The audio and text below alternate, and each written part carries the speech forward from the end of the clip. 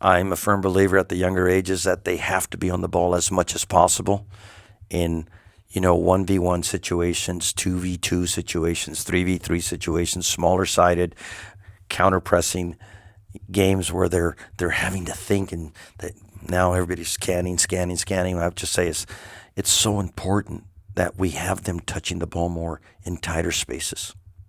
But they have to master the ball first. And how many coaches across the country really, really focus on the technical side? All right, welcome back, Rudy Ybarra, to the Young Athletic. How you doing today? Doing well, thank you, and thanks for the invitation. I really enjoyed doing our last one together. Yeah, we got so much good feedback that we had to do it again. Good. Today we came with more specific questions. Yeah. Wanted to get your insight on a lot of different things. First thing we wanted to talk about is how the U.S. men's national team doing and how Pochettino is doing specifically. What do you think? Well, let's not forget he just was hired in August of 24. So I mean, it's going to take time. If I was to give you my opinion of whether he should have been hired or not, oh yeah, I would say no. Really? And I think the reasons would be that, number one, I don't think there's enough time, and I think the decision making from U.S. Soccer was not timed correctly. Personally, I think I would have left the same head coach, Burkhalter, for at least another World Cup, get us through the World Cup. There was a moment from last World Cup till the firing where there was some good football being played by the United States national team, and obviously they were dominating the CONCACAF, which, yes, it's probably not the most difficult confederation, but they were dominating, and they were consistently defeating Mexico, which at one time was the number one team in CONCACAF. So in my opinion, I think if they were going to make the move, it should have been 2 years ago after the World Cup. Yeah. So you thought Burkhalter did a good enough job to keep his job? I think so. If you look at it, qualified for the World Cup, dominated CONCACAF, like I said. So, a lot of people might have not been happy with the way he was coaching or how the team was playing, but they were getting results and the ranking was higher. Mm-hmm. And, if you look at, the consistency of the national team overall, it might not be the best national team in the world, but they seem to have some type of a little identity. And I think making the decision, again, and I repeat, it should have been done sooner, or let him at least stay till after this World Cup, which is going to be on home territory, and then possibly make a move after that. What do you think they saw in Pochettino that they decided to go with him instead of any other candidate, you think? Well, if you look at his coaching record, his resume, he's 52, 53 now, so he's at a decent age. Yeah. He's had the experience of as a player. I think he played for the Argentine national team, I think for about 20 caps, if I'm correct. But if you look at the teams that he's coached, in the Premiership, Spurs, Chelsea, and then he was at PSG, which, by the way, right now is in the semifinals. Yeah, doing well. The Champions League. I don't think, though, that you can say that he's a proven championship winner. And getting back to the point of Burkhalter, in World Cup history, from the start, back in 1930s, there has never been a coach that has won a world championship on a foreign team. So in other words, they're all national coaches, Brazilians coaching Brazilians. Oh, I see. Yeah. And so, that said, is if the United States is shooting to become the best team in the world, I think we're eventually going to have to go with an American coach who understands the American player, because the American player is brought up in a completely different environment, which is a play-to-play. And you even saw that in the World Cup and the problems that Burkhalter had with eventually parents getting involved a little bit. Yeah. Even that they had those great relationships as kids. But I just would love to see the United States do well. And I really believe that's going to happen when, we go back to an American coach who understands soccer. I thought Bruce Arena in 2002 showed that, hey, the United States can play with anybody in a World Cup. They beat Mexico in that World Cup, and they could have beat Germany. People talk about the handball, no handball, but I thought that with an American coach, we had shown that we can get far in a World Cup. So why not continue that pathway? I remember Klinsmann getting a lot of flack from a lot of people, about his process and his methods. Do you feel like he did a good enough job? Because he was, obviously from Germany. Yeah, he's from Germany. Yeah, but I think that again, I think the success in a World Cup, I really believe is going to come where there's national pride, Yeah. and you're wearing your national uniform and you're coaching your national team. I've seen different coaches coaching, at a World Cup that are coaching a team that they're not a national born coach from, and I don't think that history is going to change. I really believe that the Brazilians are going to win with Brazilians, the Argentines are going to win with the Argentines, the Italians are going to win with the Italians, because to a point, soccer's a culture. It's culture. It's how you live the day. It's the person, how you live in your city and how you relate to one another. And you bring in an Argentine coach to coach American players. I don't agree with it. And I think that he hasn't proven that he is an international coach, by the way. He's only coached in the first division, be it at the Premiership, be it in, France. But coaching a national team is completely different. Yeah. What about have you heard of like all of Landon Donovan's comments about representing your country and not having enough spirit and fire and energy for the players? Do you think he's he's going on the right path with those comments? Well, I think he's been on the other side as well, because players that were there prior to him also criticized him when the team wasn't doing well. But I do believe that right now, and I was in the stadium at Sophie Stadium when they played Canada. Oh, yeah. And I couldn't believe the attendance. It was so disappointing eventually when the final was played with Mexico and Panama. It was a jammed house. Everybody was there. It was a full house. I really don't believe right now that it's a national team right now that has an identity. Because now they have a new coach.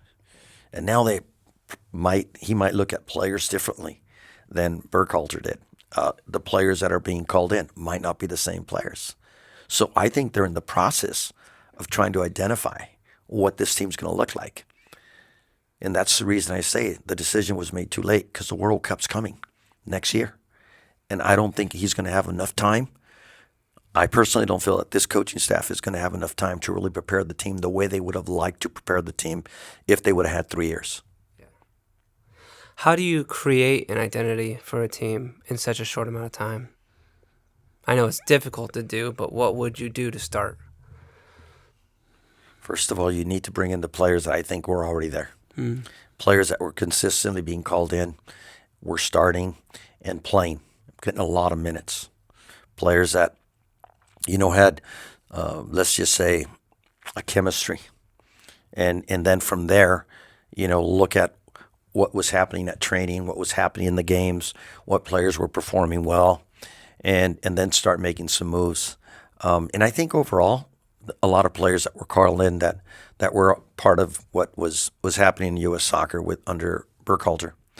But I also believe that some of the players that are called in are criticized and attacked. And I think that we should self-reflect as ex-players internationally and say, okay, I was there before, and what can I say that's constructive? And not really attack them that much, because you were there before and you were being attacked. You didn't like it.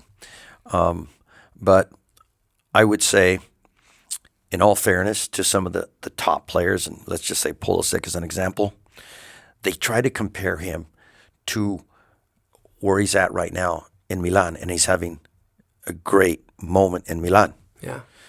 But at Milan, he has different teammates who are at another level, and let's be realistic and honest. Yeah. He doesn't have those players around him with our national team. So now there's more pressure maybe, or there's more things that he might have to do that maybe he doesn't have to do at Milan.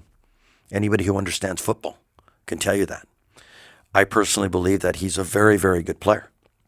But I don't think he has a supporting cast that he has at Milan. Well, definitely, yeah.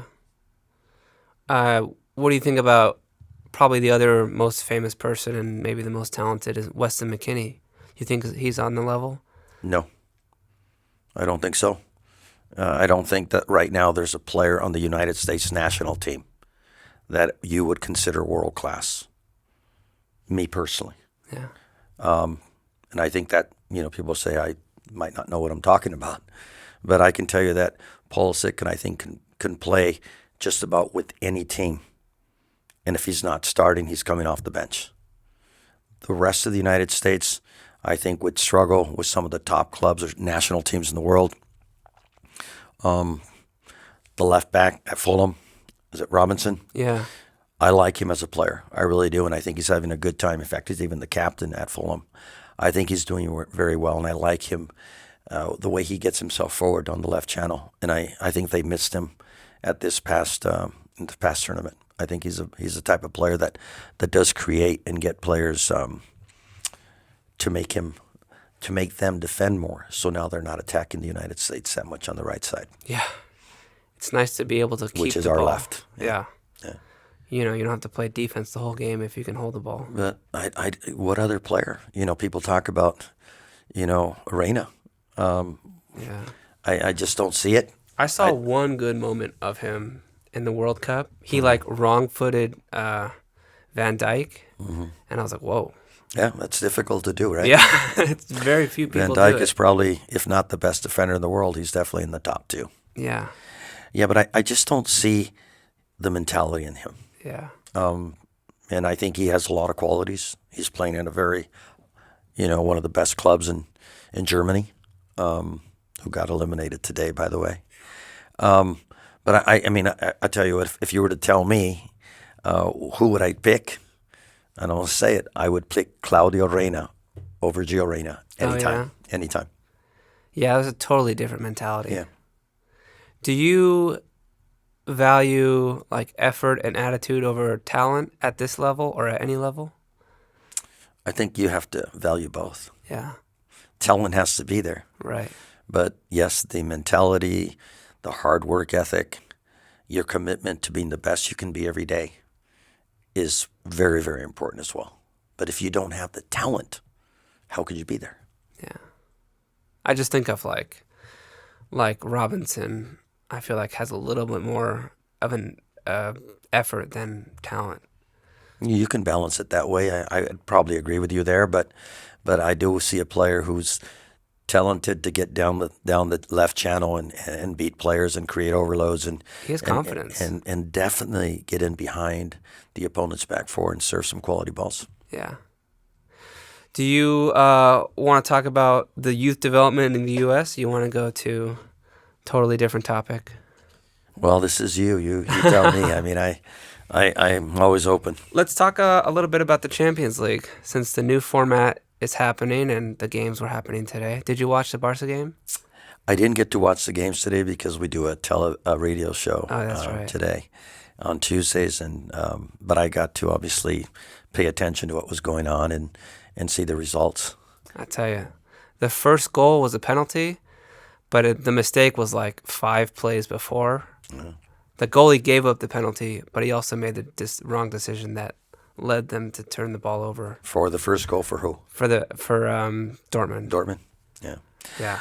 Well, I've got it videoed, so I'll record it and I'll get to take a look at him. But I'm going to tell you, I like the new format. Yeah. I do. I think that it's just more open. I think that the teams eventually that will find their way into at least the quarterfinals and into the semifinals. Yeah.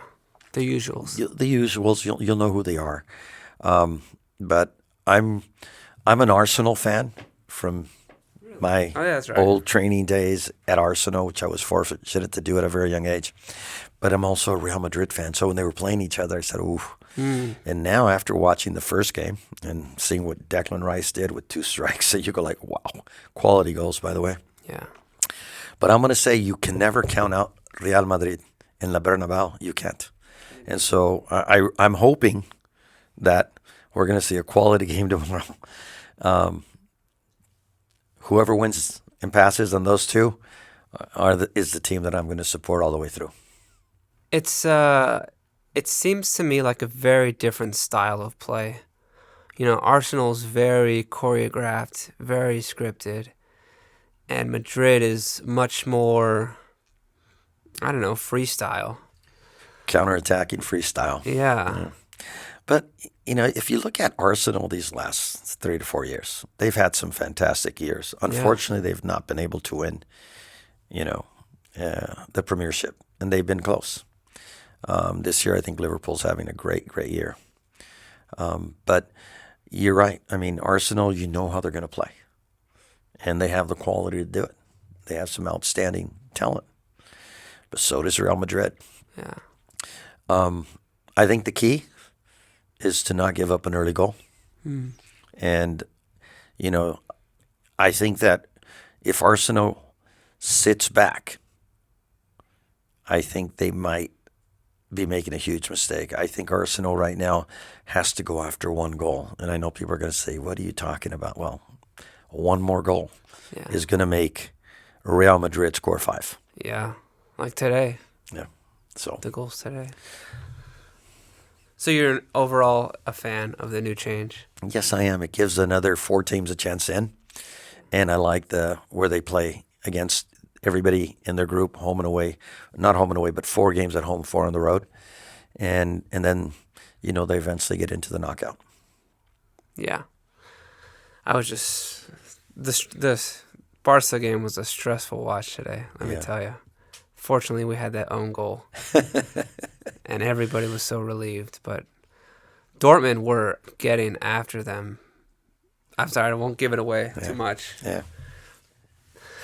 We've talked a little bit about the World Cup next year. Maybe a bigger question is, what kind of impact do you think the World Cup will have for U.S. soccer next year? For U.S. soccer, I think, first of all, it's the biggest sporting event in the world, and it happens every 4 years. I really believe it's going to help U.S. soccer. I think it's going to just help the growth of the game. Fans are going to be able to go see a lot of games. Mm-hmm. There's going to be more or less 6 weeks of soccer in our country. And the final is going to be played in our country, because there's going to be 3 different countries hosting: Mexico, Canada, and the U.S. You're going to see a lot of, let's just say, support of national teams, because there's, come on, the United States, there's so many people here at Melbourne, but there's so many, if whoever, Chinese are going to be playing, the Japanese are going to be playing, whoever's going to be playing, Brazilians, Argentines, are going to follow all over the place, Germans, English. So it's just going to be a feast of 6 weeks. So I think it's going to be a big impact. I think there's billions, 1 billion supposedly going to be watching the World Cup final. Just think about that. That's a massive number. And it's the most watched sporting event in the world. So how could it not make an impact on the United States and its players? It's going to make an impact. What kind of measurable impacts do you think it'll have for youth or maybe U.S. soccer, the national team? Well, first of all, for the youth, looking at a hero. Is Messi going to do what he did in the last World Cup for Argentina? Is he going to play again, you think? Oh, he's going to play. He's going to play unless he's hurt. Will he be the impact player? Maybe not. But it's really funny. There was an interview in Mexico right now about that. And one of the commentators said, yeah, but he's going to come off the bench. And an ex-Argentine player who's in Mexico says, are you kidding me? You're going to take Messi and you're going to put him on the bench? Yeah, that's not Absolutely not.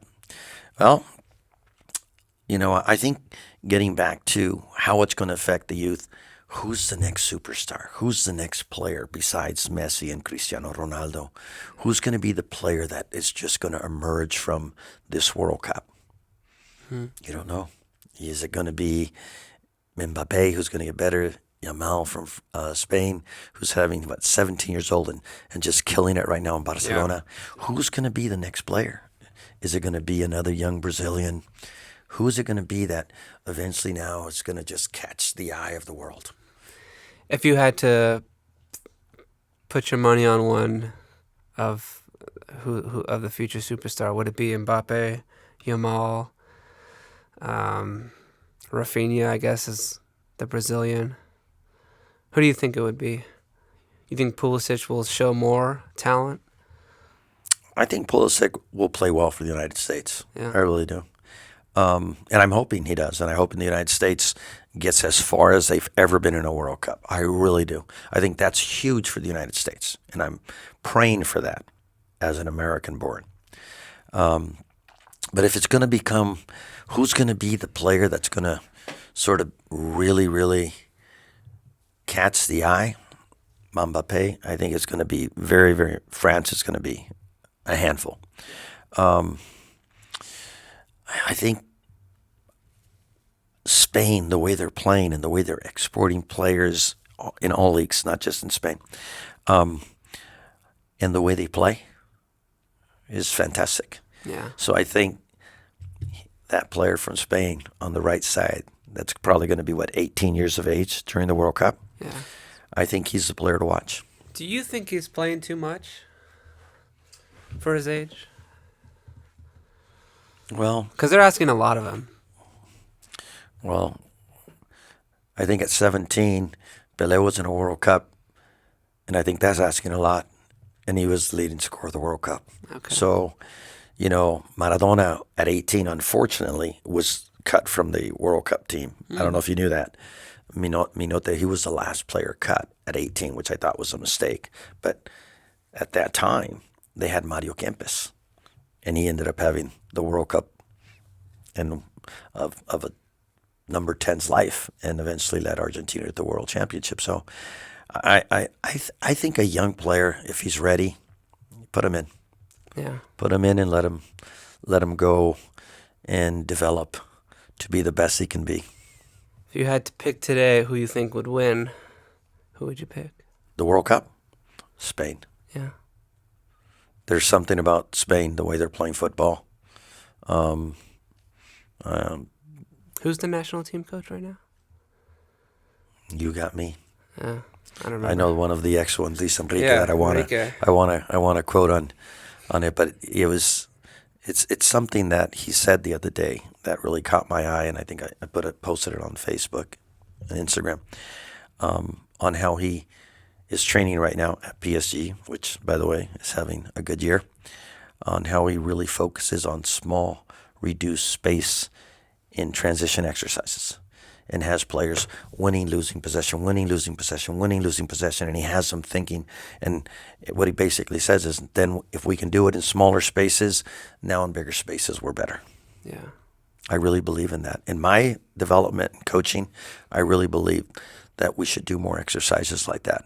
In smaller spaces. Smaller spaces. Make the player check or scan faster. We lose the ball, counter press immediately. Getting the players to become more aggressive, offensively and defensively. Yeah. Yeah, it's like when you go back to the full field, you really have time and space. Yeah. And it's a lot easier. It's a lot easier to play soccer, isn't it? Yeah. Yeah. The boys on my team are always like, wait, why is the field so small? Well, Makes them play faster, that's why. I was taking a coaching course, and in one of the exercises that I put in my training template and loaded to my, what is called the DCC, one of the coaches or instructors that was looking at it, he goes, "Hey, Rudy, don't you feel that the space is a little too small for the exercise?" And then we also had to send a video of the exercise to them, and it was during the COVID time. So licensing was a little different back then because of we couldn't travel. But what I told him is, if I can get my players to train in tighter spaces and be able to solve problems quickly, I think I'm going to develop a player who in bigger spaces is going to be able to play football. And his reply to me was, "Very good point." And now I'm telling you, Luis Enrique said it. So I agree with it. It's surprising that the instructor wouldn't see that. Well, I don't think it's surprising. I think it's his job to ask me the questions on Okay. why, because he's like the teacher, and he's wanting to get information on why I'm running that exercise, and in the spacing that I'm running the exercise, depending on how many players are in the exercise. Okay. That's his job. So it was more of a clarifying question, you Yes. think? Yeah. Okay. That makes more sense. Was that your A? That was my national A. Congratulations. Thank you. I'm trying to take my B this fall. Yeah. Well, I'd like to take my national A pro, but in order for that to happen, I'd have to be with a professional soccer team. Oh, really? Yeah. What about like the USL2 wouldn't count? No, I don't think it would. If it did, then I need to then ask Keith if I can get back onto the Fusion coaching staff. Yeah. Because I'd like to. I'd like to get to the highest license if possible. And you need to be in a professional environment. Yes, but I'm in the pathway. I'm already there. Yeah. And I would have to wait till there's a opening, and then again, I would have to be in a professional environment. I know there's a new professional environment coming soon to Santa Barbara. Yes, there is. Do you want to talk a little bit about the Sky and what kind of impact it'll have on our community? First of all, I think that USL bringing a USL championship franchise to Santa Barbara is a great move. It's a great move. We've been on hold for 3 years now, but it's a great move now that they're going to be playing hopefully in championship in the year 26, which is a great year because of the World Cup. Yeah. But I think that the tri-counties, I want to say the tri-counties, not just Santa Barbara County, the tri-counties. Ventura and LA. Yeah, I'm talking about Ventura, Santa Barbara County, and San Luis Obispo County. They're considered the tri-counties. Within driving distance to Harder Stadium, where the Santa Barbara Sky will now play their home games. I really believe that the time is right. I believe that the talent in the tri-counties is there already. Yeah. Maybe not to all be players from this area, but let's be realistic. Are all players that are playing for Liverpool at Liverpool, born in Liverpool? So they're not. All players playing for Man United, they're not from all Manchester. So what I'm trying to get at is, if you look at a couple of notes I made on that, first of all, it's going to open up a pathway for young, talented players from this area or any part of the world, but hopefully some local players, a chance to play. Currently, we have young players that have come out of the tri-counties, such as Julian Aranjo, who's playing at Bournemouth right now and was at Barcelona. So he's in the EPL right now. Unfortunately, he's injured. Played in Santa Barbara. You have David Ochoa from Oxnard, who at one time was even called to the Mexican national team as a goalkeeper, living here in Oxnard. And by the way, is one of our coaches on staff with the Fusion here, our academy, as a goalkeeper coach. You have Edward Delgado, who's now in his 5th year as a professional goalkeeper, playing right now at FC Naples, and is having a tremendous young goalkeeper career. So there's 2 goalkeepers right there that are from the 805. Yeah. So then you have Sergio Villalpando, who graduated, well, didn't even graduate from our academy because it's 2006, ends up with the LA Galaxy for 2 years, and now is playing for Club America, which is a 3-time champion in the Mexican First Division these last 3 seasons. But he's on their roster and fighting to eventually get to the first team. So you look at that, and then you have Roro Lopez, who played for the Ventura County Fusion, played in the city of Santa Barbara, who's, I think, in his 17th year, playing in USL with the Sacramento Republic, and is just got back from an injury. So we can go on. And you got a Tony Alfaro, who right now is playing in El Paso Locomotive in the USL Championship. He's from Santa Barbara. So the talent is there. The city is ready. It's got the right stadium. It's a good stadium. So I think it's just going to open up doors for players that I just mentioned and future players. Because I think right now at Santa Barbara Soccer Academy, and I think that at the Ventura Fusions Academy, there are players right now ready to take the next step and hopefully break into a professional contract. Yeah. If they're given the opportunity. Not that they're all going to make it, but there's some quality young players in our community. Mm-hmm. Yeah, it's super exciting. I think, like you said, we have enough talent to get it started. Yeah, there's talent. Do you think the Sky will eventually have like a youth program, or will it be connected to Santa Barbara Soccer Club, or will they just have their own kind of scouting department? How do you think they'll find talent? To me, I really can't answer that question because I don't know. You don't know who's going to eventually make those decisions. It's if those decisions have been made, then we would have to ask those that are going to be making those, let's just say, technical decisions when it comes to the coaching staff and how they're going to run their first team, their reserve team. Remember, USL franchises have to have a, let's just say, a youth development program where they have teams that are playing against reserve teams in USL. The USL Academy teams. Yeah. So there has to be some type of connection. Whether that's going to be Santa Barbara Soccer Club, I don't know. Only the Santa Barbara Soccer Club, board or president can eventually work that out with the Sky. But I can tell you that there are enough players, again, in the Tri-Counties to be part of that youth development program. Yeah. I had a guy on from VCFC, the MLS Next Pro, the LA Galaxy, and I was talking to him about this new club team, this new pro team, and he said we should get like a preseason game, like some sort of beach classic, like kind of like Shield, Well, a little rivalry between LA and Santa Barbara, and keep it here in Ventura. Well, I think there's always going to be the importance of having rivalries, building, the derby matches. I want to see that. And I think what USL has done now, what they announced recently, is huge for the future of soccer in our country. The promotion and relegation? Promotion and relegation. I really would love to see that moving forward. I think it's the right move.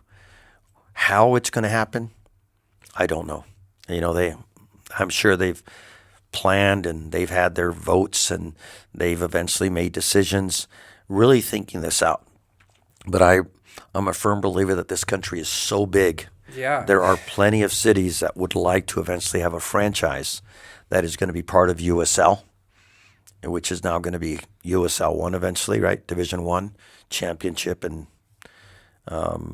I guess there's going to be 3 levels here now, right? Yeah. So that said, I think that there's going to be it's going to be a challenge to implement relegation, without doubt. But I think it's the right move, and I'm hoping that with time, you're going to have to play every game. It's going to mean so much. Every point is either going to win you a championship or get you into some type of a playoff, or it's going to keep you from being relegated. Yeah. And I'll tell you, I would love to see that because every game becomes, and I'm going to say it this way, a dogfight. I think, none of our major sports teams have promotion and relegation. I wonder if that'll really change the psyche of a soccer player's development because it's so different. Well, think about, the ownership of each franchise.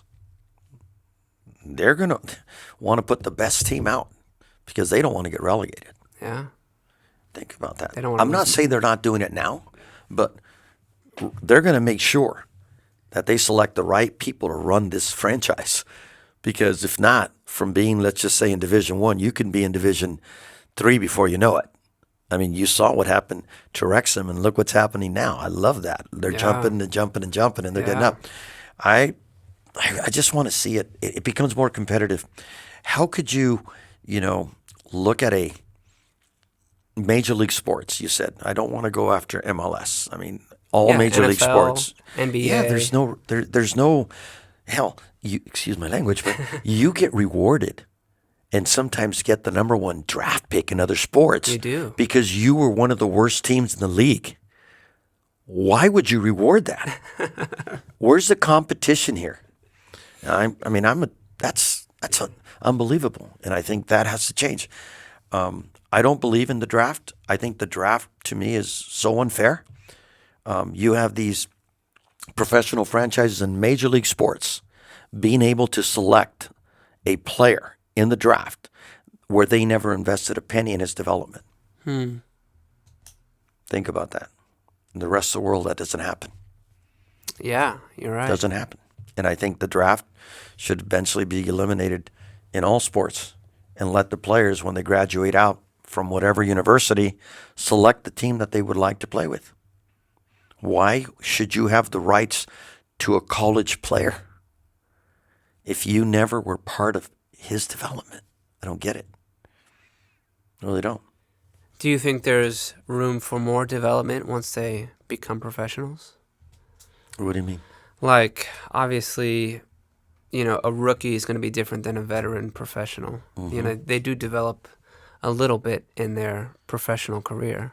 Yeah, but now let's. I'm just going to use me as an example, okay? I graduated from, let's just say, the University of Santa Barbara, where I'm from, right? And then I get drafted by, let's just say, Portland. Why should I have to go to Portland? So why not say, you know what, I want to play for this club, and I want to get representation from an agent, or I want to make direct contact with the club, and I want to try to play for that club. I think I have every right to do that. But the way the system's set in the United States doesn't allow that. Player's going to keep developing where he plays. Yeah.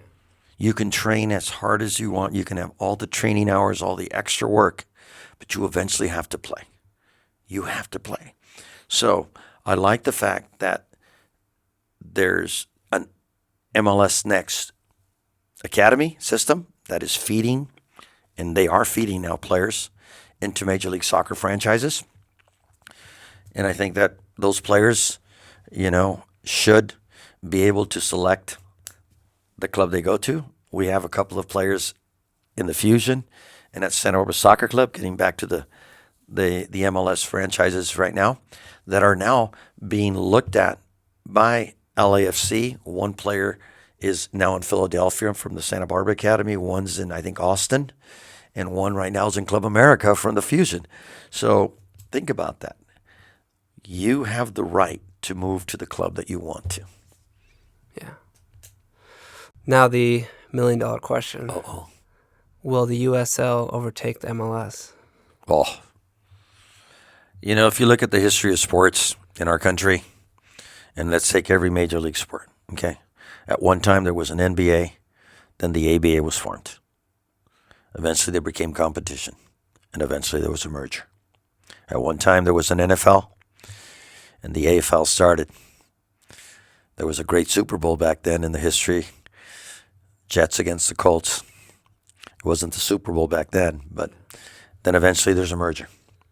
Major League Baseball, the National League, American League, and they merged. So I would say that there is a time where I think hopefully if both leagues keep growing, I think Major League Soccer has done a tremendous job in its growth.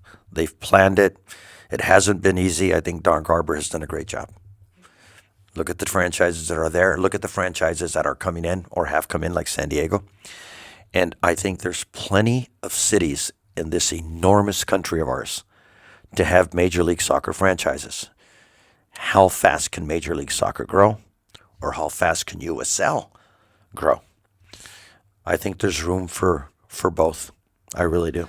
What do you see as stumbling blocks for both of those leagues to grow? What are their biggest challenges? I wouldn't look at them as challenges. I would look at them as, okay, so how many franchises can we bring in?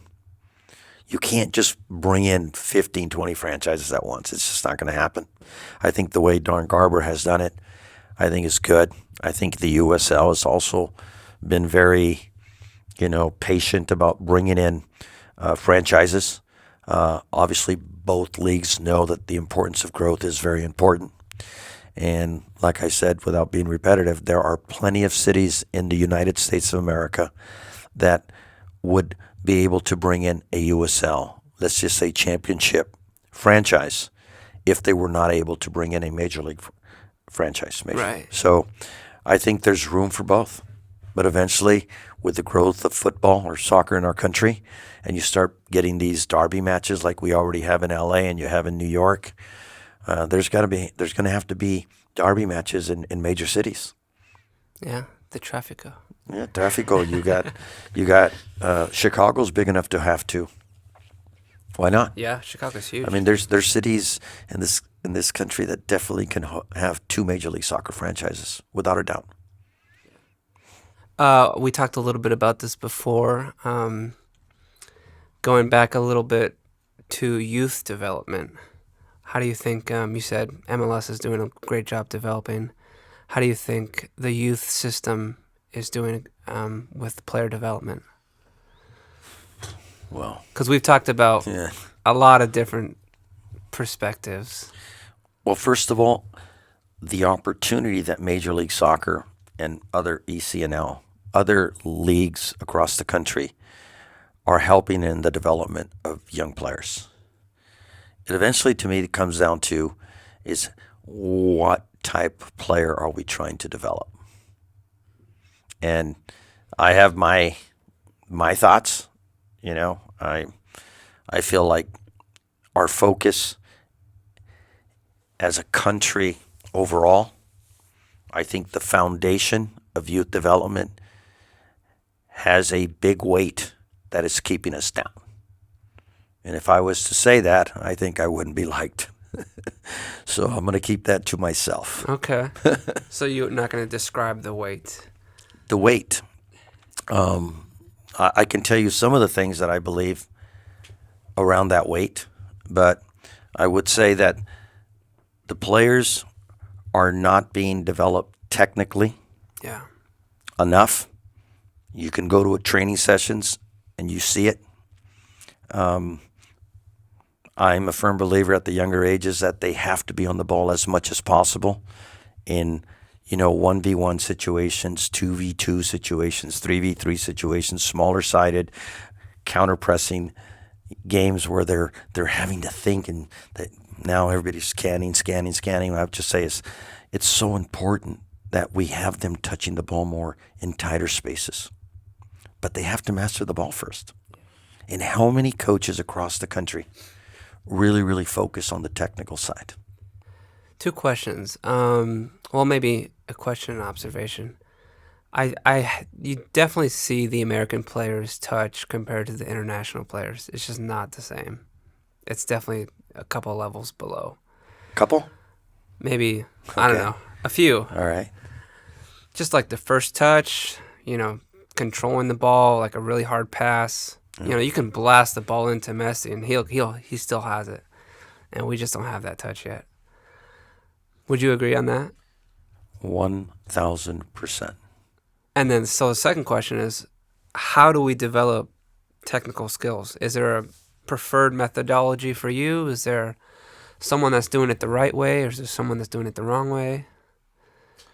If I was to go to different parts, let's say in Europe, South America, Asia. In South America, I would say it's Brazil and Argentina. Yeah. Okay. In Europe, I would say it's been Holland, and I would say it's Spain, who focus more on the technical side. And I know that there's going to be people watching this, and they're going to say he doesn't know what he's talking about. Well, Barcelona, Real Madrid, and you can say, yeah, well, look at what Brazil's done. And Brazil's struggling right now, by the way. But they have 5 world championships. And they've had some of the greatest players of all time. Argentina's had some of the greatest players of all time as well. You look at Holland, Johan Cruyff. Look at what he did to European soccer in Holland and in Spain at Barcelona. So those would be the two countries that I say we should try to look at in Europe, what they're doing or what they've done 30, 40 years back to date, and what they do in Brazil and what they do in Argentina. Why do they develop technical players? And I think it's called, in Spanish, formadores, players who develop youth players. Coaches that really focus on youth players. They're not trying to get a job with a professional team. They're really focused on the young player. And the relationship that a player builds on the ball is the most important thing, because the rest of the game will come. If you can receive the ball with both feet, and you can pass the ball with both feet, if you can dribble the ball with both feet, and you can shoot with both feet, that is a huge, huge foundation. Now from there, when do you start bringing in the tactical? And I think that is our biggest weakness, that across this country we have so many coaches, all right? And I even do it. I'm not going to, where we're too into the tactical development of a player or a team at a very young age, that we restrict them and systematically make them play, robotically make them play, so that we're not going to develop the players that I think we would love to develop in our country. Do you think that comes from the pressure of winning? Yes, it does. But I also think it comes from the weight that we can't get rid of. The foundation of that big weight that I don't want to talk about. Okay. Yeah, I mean, so do you think, like, what are they doing internationally? Do they spend, instead of one section of practice doing technical work, do they do 2 sections of practice doing technical work? The technical work has to be done daily. Homework. Yeah. You know, I hear coaches say, they have to do that on their own. Think about that. A coach just said they have to do it on their own. I agree. Player has to be motivated. Player has to go home and wants to be around that soccer ball, wants to be kicking the ball against the wall, receiving with the right foot, left foot. I agree 1,000% on that. But the player has to also do that at training, because at training he has a team or a defender to work against. He has the pressure, small-sided games that are going to make him, in the transitional moments, counter-pressing, receiving the ball, your back foot, opening up. Are we breaking lines in some of the exercises that we do? Is the player really, really getting into a playing environment? Yeah. Johan Cruyff said it the best. In Ajax, I trained an hour and a half, 4 days a week, but I played 5 hours a week, 5 days a week in the streets. So where do you think I learned to play soccer? Streets. Yeah. He didn't have somebody restricting what he was doing. Yeah. Do you think, we as coaches should be more promotive? We should promote homework more, that kind of homework? Or do the players need to find it themselves? No, I think we should promote it, but I also believe that you eventually identify as a coach, you'll find out which ones do the extra work. You'll see it. Yeah. They come back after the off season. The one that's really motivated. Yeah. In Major League Soccer, you see the academies and, you go to all the showcases and you see a lot of talent. We have so much talent in this country. We have so much talent. And if you just start working with that talent, maybe just a little differently, I don't know, but we have enough talent in this country. I don't like hearing, we don't have the talent. We do, but who's selecting the talent? And who's moving them on? And normally we're moving the biggest, fastest, more physical player. The athlete. And the athlete. And don't take me wrong, soccer that's one of the components. We have to have strong athletes. But what players can move the ball in tight spaces? What players can get in behind? What players can anticipate the next moment and be in the right position to either recover the ball or get themselves in the attack because we recovered the ball, and I want to make sure I'm one step ahead of the player that's marking me. That's reading the moments. Yeah. I was on Instagram, yesterday, and one of Busquets' videos came on, all the world-class players trying to press him, and he just sidesteps Do you him. think he's the fastest guy? No, he's definitely not. Is he the most athletic guy? Definitely not. But his brain, He's the smartest. his vision, Yeah. his technique. Yeah. No, it's encouraging for the players that aren't athletes. Yeah, you have a lot of coaches that will say, I don't believe in possession exercises. I don't believe in them. And I say to myself, what did I just hear? What did you just say? And I say, wow, and I scratch my head without scratching my head. You have to understand that before you start adding why you're doing a possession exercise, with a purpose. They say it's the purpose. It's the purpose. First of all, you got to be able to keep possession before you start adding the purposes. And now, yes, I understand the objective. We do want to break lines. Yes, we do want to play forward. We all want to get, to the wide channel. We want to get players in the box and score. All that comes into play. But if you can't play out of tight spaces, then you're not going to get to the outside channel. You're going to be defending more if you can't keep possession, by the way. Yeah. I have a center midfielder I'm working with him. He's almost there to someone told him he has to go forward all the time. And I was like, I don't know who told you that, but that is not, because he turns the ball over too quickly. And you have to go the other way. Sometimes he runs into the pressure, Well, he's almost there. yeah. He's starting to see it. But you have to have patience, right? And you see it, and you have to carve along. You're going to be running training sessions, and you just see, okay, you see your players developing. You see it with time over the course of the year. You start looking at, man, he's not making that same mistake anymore. And there are moments. Yeah.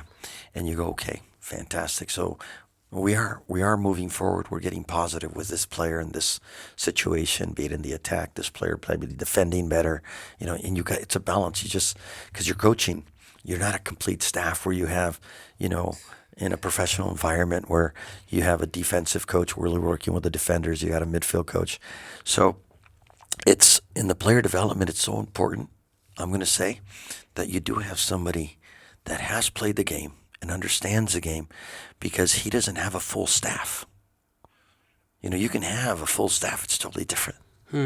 I would love to see that, where you have attacking, finishing coach over here. You got a midfield coach. You got a defensive coach. Yeah. And now you can really break it down. Like they do in American football. Every position group has a coach. Yeah. And then that side of the ball has an offensive or defensive coach, and then they have the head coach. Incredible number of coaches. Getting into the transitional moments, Johan Cruyff's having an interview, let him rest in peace, with Xavi. And he's basically telling him, talk to me about defending. And Johan, in a small table, is telling him, well, I never was one of the best defenders, but if you were to tell me that I had to defend this whole restaurant, I would be lost. I couldn't do it. But if you organize me defensively and you tell me I only have to defend this table in this restaurant, I can become the best defender. So if you can bring the game in to smaller thinking, now I can become a better player. And if I become a better player and my other teammates become better players and we're tighter together, we now can win the ball. And when we win the ball, hopefully then we can exploit the big spaces. And that's true. That's football. Yeah.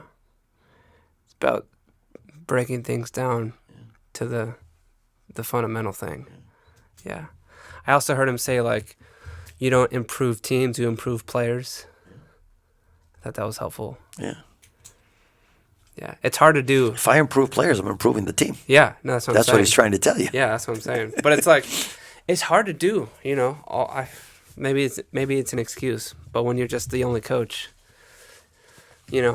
individually coaching and then team coaching and then everything. You got a coaching staff, you can break it down better. Yeah, for sure. Yeah. Yeah, I got to get back to your assistant. I really enjoyed it. Yeah. I really... Well, you're always welcome, And it does help out. It really does. If you tell, your assistant coach, or in this situation, it could be a defensive coach, so really, these are the exercises I want you to work on. And now I can go work with the midfielders, work with the forward line. And but the important thing is, I think, in player development is I think we have to be a little more open-minded and understand that player development takes time. Yeah. It's not going to happen overnight. What about, behavioral issues in players? Do you have any, maybe you don't have to talk about any specific players or any I love that. Any current players, but just overall in general, dealing with players that just don't have the right mentality, don't have the right attitude, a little too, not being great teammates, not being great learners. Yeah, they're there. They're out there. And, as a coach, you have to be able to address those players. And sometimes you just got to pull them to the side and just say, hey, look, you know, the way you're speaking to your teammates, or the lack of support you have for your teammate, or you're always complaining, you're making an excuse, you're not coming to practice. Think about that. And we deal with that as coaches. We deal with that, and you always have to remember this. And I always say this: you have to remember that they're youth soccer players who don't drive, who need to get to practice with mom or dad driving them. And sometimes they want to be there, but they don't have somebody to take them. And then maybe in the environment that they're in at home might not be the most positive. And, we have to remember that we're coaching a human being that's in a process of development, a young soccer player. And sometimes you just wonder what support they have. Do you ever let players go if you don't see progress in that area? I try to give them every chance, Patrick. And I don't get rid of a player. I do everything I can. I think I owe it to that player. I owe it to the club to try to do everything I can to make sure that he makes it through the season. After the season's over and you do your annual evaluations, then I think there's where you make your decision. Because there are players that, they can be, a player that's struggling on the team, as an example. And usually those are your biggest problems because they're struggling, they're not getting the playing time maybe. And you see, hey, you try to work with them, you try to give them as much playing time as possible. But at the end of the day, is he really putting in the effort that some of the other players are putting in?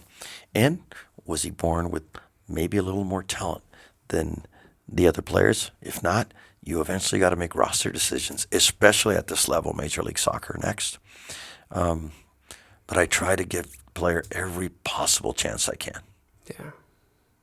Yeah, I mean, that's why we coach, because we care. Yeah.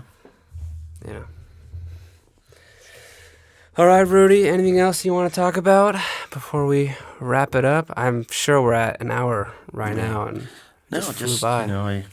I'm just hoping that, this World Cup, getting back to the World Cup, is really something that is just going to inject so much soccer pride in our country, and getting the fans to attend games and support our national team. Because this past game, like I said, at Sophie Stadium, where the United States played for the third and fourth game, was very disappointing. The attendance was really bad.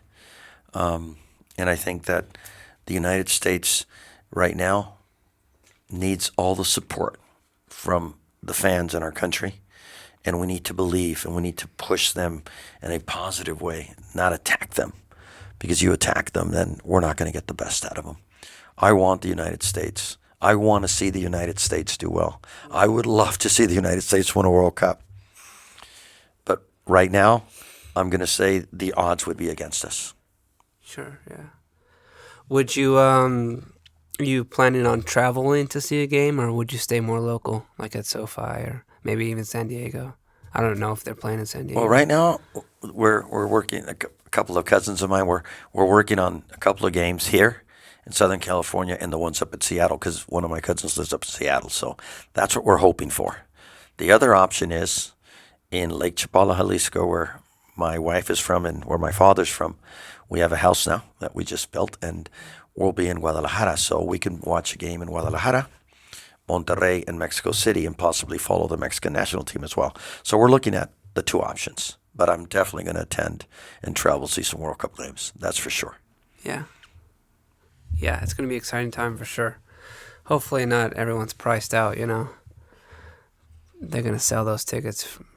Well, I think you've already, there's a lottery that you can deposit money, and you can then hopefully more or less say this is the area that I want to go to if I'm seeing it right. And I'm hoping that, we get the tickets. Look, at last time I was in Guadalajara, well, not last time, about two years ago. Chivas was in the final against Tigres, and Chapala's 35 minutes away, and I'm a Chivas fan. And I paid a good amount of money in dollars to watch that final. So I don't think it's the money issue. Is am I there and can I get there, and can I find the ticket? Yeah. All right, Rudy. Well, it's getting late, and I appreciate you coming back. Yeah. And Thank you very much.